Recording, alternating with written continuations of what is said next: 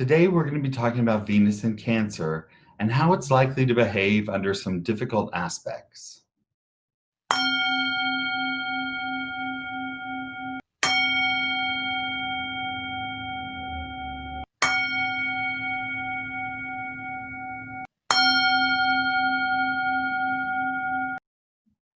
I'm Ramdas Sinclair, and I hope you'll like and subscribe to this video so we can stay in touch. So today, we're going to be talking about Venus's transit through Cancer. This will start on August 31st, and he will leave Cancer and move into Leo on September 27th. Venus represents our life partners in romance, beautiful surroundings, friends, the arts, diplomacy, harmony, and balance.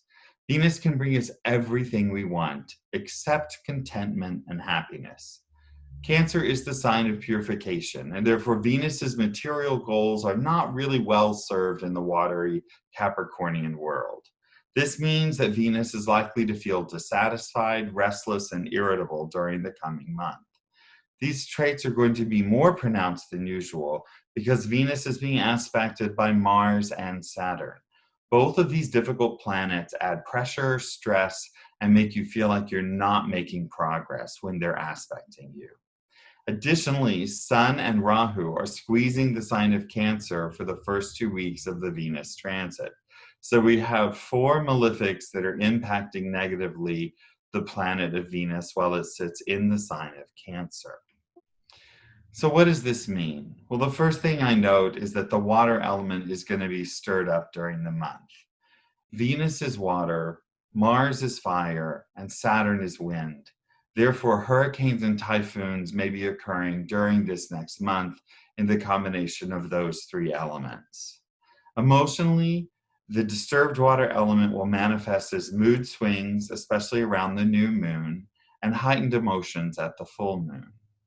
Venus is always seeking satisfaction and can drive us to overspend and buy things that we don't even want.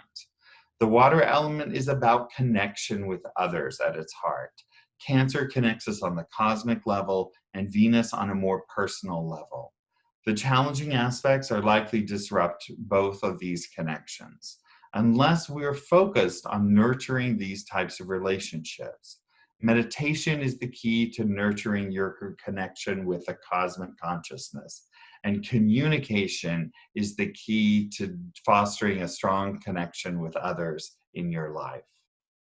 Now, in Vedic thinking, Venus is represented by an avatar of Lord Vishnu named Parashurama, an immortal warrior who defends the Dharma by using an axe to destroy those who do not work for the common good.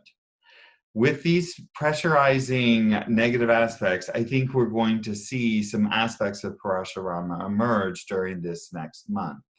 The thing to remember about Parashurama is that he really comes to promote awareness and service of the higher good. He is at heart a philosopher and an enlightened being, but in his activity, he's very active. And he actually can be quite violent because the only way sometimes to defeat these violent forces is through, fighting back. So this is an aspect that's not widely known in Western astrology to have a different look at that. So this is why sometimes we can see some, graphic events happen, not only on a personal level, but also on a natural level, like I said, like the hurricanes. So, Venus can be a destructive force as well. I don't think it'll be total destruction, but I think this is a time where we are learning some deeper lessons about the divisions that have been arising all over the world for the last several years. And this disturbing of the water element may just help to highlight places where we must learn to seek out each other's help and support if we're really going to progress forward. So let's go sign by sign and see how each of these can appear in the ascendants. So if you have Aries rising, making changes to your home environment will help ease the stress that Venus is feeling this month.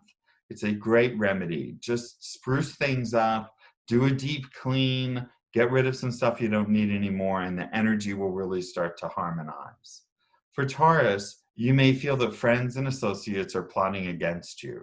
but please take a breath before you accuse others of something. There's a lot of confusion and misinformation right now in these transits. And unless it's really urgent, I would let it ride until you see a clearer path forward. For Geminis, remember that words can harm and heal. Use your intellect and diplomacy to navigate the tricky waters. For Cancers, beautiful art and music can transport you to a higher plane of consciousness and help stabilize turbulent emotions. For Leos, Venus's stress will encourage your natural authoritarian traits. Remember to pause to consider the best path for everyone involved before you decide to take actions. The key aspect for Leos this month is also the idea that poor sleep is going to equal poor decisions. So make sure that you're getting rested every day during this challenging time. For Virgos, establishing proper work-life balance is important. You have worked hard, and a little fun and relaxation will do a world of good for you. For Libras, be careful of overindulging in shopping, eating, partying, and Netflixing. Balance is a key to bringing out your best qualities. Scorpios, look for ways to support and help others who have been there for you in the past. A small gesture of thanks will be greatly appreciated. For Sagittarians, look for old eating, shopping, socializing habits to return on an unconscious level. But be sure before you act on them, you stop to ask if these patterns are really going to be helpful or not. Capricorn should avoid being overly critical of your life partner. Take time to reconnect with the qualities and support the relationship and make it special. Aquarius, ongoing legal issues are likely to be active this month, but may not resolve in your favor. For Pisces, creative pursuits can lead you to new perspectives and views on how you want to share, create your art or craft. Expressing creativity in your own unique way can be a great way to weather the storm ahead. I hope this has been helpful. I wish you all the best for the coming month. Namaste.